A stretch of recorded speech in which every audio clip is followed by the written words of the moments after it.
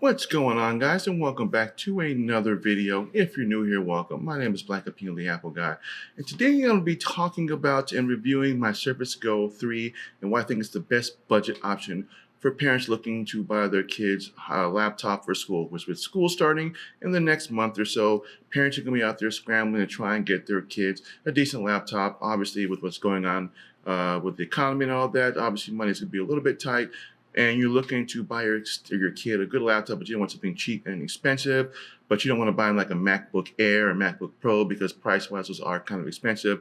So today I'm going to be talking about my Surface Go 3 and why I think this is the best budget option for parents looking to want to save a little bit of money, but getting the most out of their device. So this here is my Surface Go 3. Now I've had Surfaces before. This is my second version. Now the first one I bought was back in 2018 when they were first introduced. It was actually a really good product. I had that one for about 3 years before I jumped into the Surface Go 3. So that one was a 10-inch screen, Intel Pentium Gold processor with 4 gigs of RAM and 64 gigs of internal storage. It was a 10-inch screen with a 1800 by 1200 resolution, and that was about $400. I paired that with a simple Surface keyboard, which was around another $100, and I bought the Surface Pen, which is actually, this is my original one from the Surface Go that I just, didn't sell with my Surface Go. And that is actually the best budget laptop I've ever used. Other than this is as far as I'll do when it comes to laptops. I have this and my iPad Air. That's pretty much all I use. Now, in terms of the Surface Go 3, the newer version of it now, it's actually improved a lot in performance. So the Surface Go 3 is a 10.5 inch screen. So it's about 0.5 inches bigger. So in terms of retrospective, in terms of pixels per inches, in terms of how much pixels you pack in the screen, the Surface Go had about 217 ppi or pixels per inches, whereas the Surface Go 3 had about 220 pixels per inches or ppi. So in terms of, if you were to set them side by side, you really couldn't tell which one had the better resolution in terms of looking at them side by side. Obviously, 1280 versus 1200, it's not really that much of a difference. It's still over 1080, but under 2K. So in terms of screen-wise, what they look at, you really couldn't tell the difference. But where this actually shines and beats out the Surface Go is in the processor. So when they first came out with the Surface Go, it was an Intel Pentium Gold processor. This is now a 10th gen version, dual-core Pentium Gold processor, and I can tell you from just immediately using it that it felt much more responsive, much easier to use in terms of when I wanted to do something and not having to worry about it freeze up on me. Not that the Surface Go froze up on me, but in terms of performance, it did lag a little behind, but I can tell from just using this versus the Surface Go, that is a much more efficient machine. Now, in terms of this versus my Surface Go, the specs are the same in terms of the base model. So this is going to pertain to both the Surface Go and the Surface Go 3. They're both 64 gigs of internal storage with 4 gigs of RAM. You can actually upgrade to 8 gigs of RAM and a 128 if you want to do so. And that ups the price a little. But if you don't really need to up the price, if you don't really need that much more added performance, then there's really no reason to jump into, especially if you're only going to be doing just Word documents, spreadsheets, and things of that nature, especially when it comes to school. Then you don't really need to up the performance on it. The base model is perfectly fine.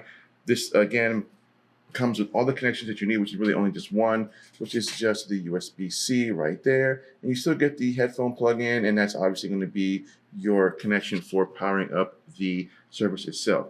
Now, in terms of added storage, like I said before, you can buy it with a 128, and it does up the price. But with all Surfaces, they all come with, as you can see right there, a micro SD slot. So the one I have in here is a simple 64 gig micro SD card. Simply just slide it into such. As you can see, once you pop it in, boom. And micro SD cards, you don't have to get like the most expensive micro SD cards. You can do like a 112 or a 256, pair that with the base model, and you've got yourself a pretty portable, simple laptop. Now again, when you get it with the simple keyboard, it's about $100. They do have another version of it, the Alcantara version, which is a little bit basically fancy suede or fancy leather. That's going to set you back $130. But this is the plain black, $100 plus the Surface Go 3, $400, $500 right there. simply like that, and there you go. Now you don't necessarily need the Surface Pen. That's another $100 added to it. That puts it about $600. You don't necessarily need this. I would recommend it though if you love to do a lot of annotating on your documents, or you're in school and you can't figure out something and you want to annotate something and send it to your professor, send it to your teacher, because all teachers now have emails. You can always just annotate and say, I don't know what this means. What does that mean? Annotate this little part right there and then send it off, and it makes it much easier than having to use your thumbs or fingers, because sometimes your fingers just smudge the screen. But it's not something you need in order for the device to work, but it is definitely worth looking at later on if you decide you want to do that. Now, in terms of docks and other accessories, this is a USB-C connection, so if you have any type of thumb drives or anything of that nature, they will not plug into this because this is USB-C, not USB. But you can get something like one of these. This is just a simple USB-C dock. As you can see, it does give you your USB connections right there and there. You also get an SD slot, micro SD card slot. You also get a 3.5mm plug-in, and you also get another USB-C for charging another device if you want to, while it's actually connected to your Surface while it's charging.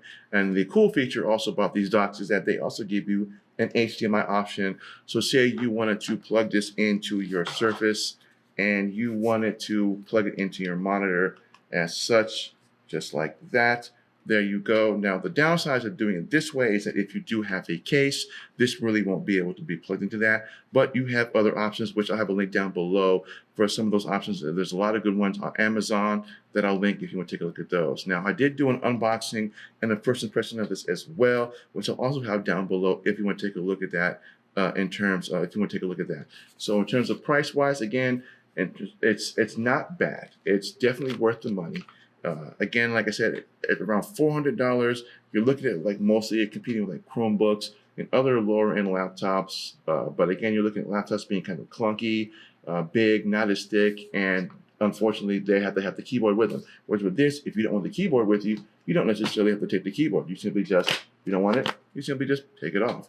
Now, in terms of battery life, it depends on how you're using it. I use this at work, and I can get about a good eight hours or so, a whole day out of this. And that's just using it moderately, and I use OneNote a lot with this.